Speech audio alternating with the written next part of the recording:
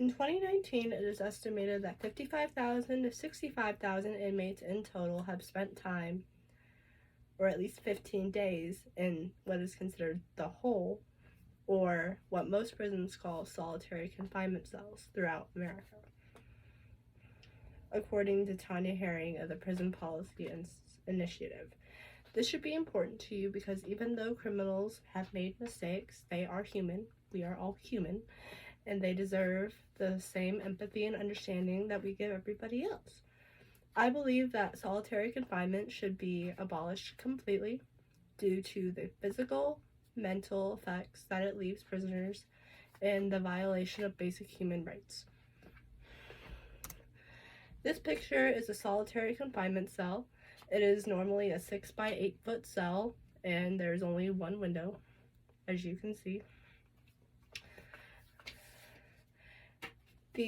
This is where prisoners are left for 23 to even 24 hours a day and are only allowed to leave to shower and bathe themselves because meals are brought to them and they are not allowed to use utensils because they are afraid that the prison guards are afraid that they'll hurt themselves while in solitary, and the only thing they're allowed to bring is a Bible.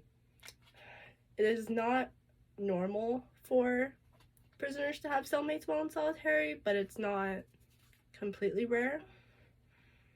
And they can be left in here for weeks, months, years, and even decades.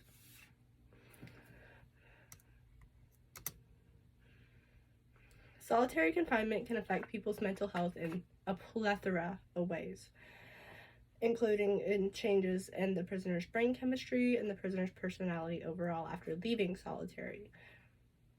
In December 2020, Tiana Herring of the Prison Policy Initiative claims that the effects of solitary confinement on the mental health aspect of things can involve depressive episodes, hallucinations, panic attacks, concentration difficulties, memory loss, and suicidal and homicidal ideation. Inmate Robert King also claims that after getting out of solitary confinement that he lost his sense of direction as well. This stems from the lack of human interaction and brain activity that the inmates are allowed to have even within general population. And prisoners that are put into solitary confinement are 3 times as likely to have PTSD symptoms as well. Not only are there mental effects, there are physical effects of solitary confinement.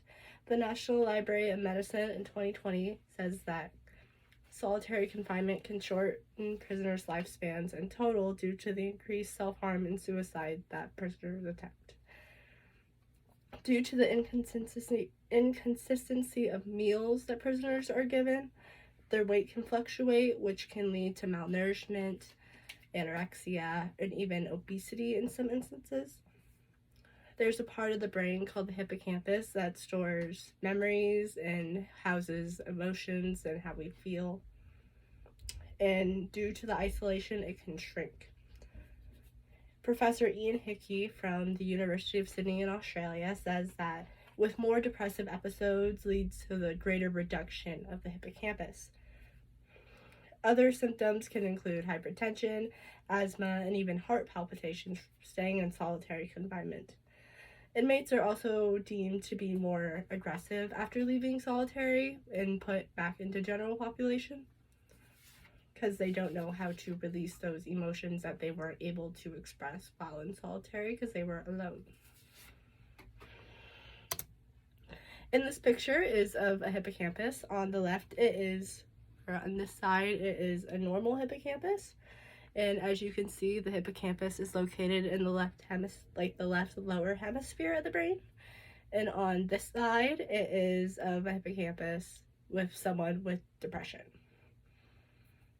where you can see there's less brain activity overall.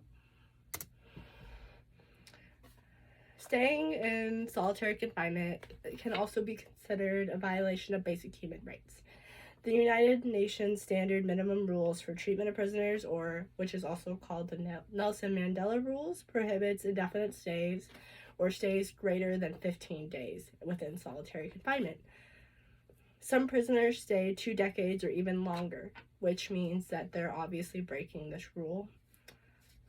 Rules of the Nelson Mandela Law states that prisoners with pre-existing mental and physical health issues should not be placed in solitary confinement at all. But as we learned before, or as I know, prisoners are more likely to have mental health issues, so it's very rare for them not to go into prison without mental health issues. And if all of these rules don't change your mind that it violates a basic human right, it breaks the 8th Amendment of the Constitution. And that 8th Amendment states that prisoners are free of excessive bail, fines, and cruel and unusual punishment. And under most terms, solitary confinement can be considered torturous. So I would deem that as cruel and unusual.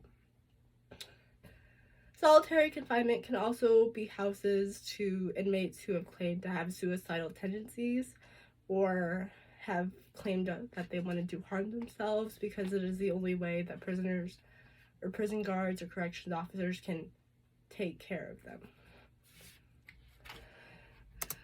So in conclusion, I believe that solitary confinement cells should be abolished completely due to the mental health issues, physical health issues, and the violation of basic human rights of prisoners.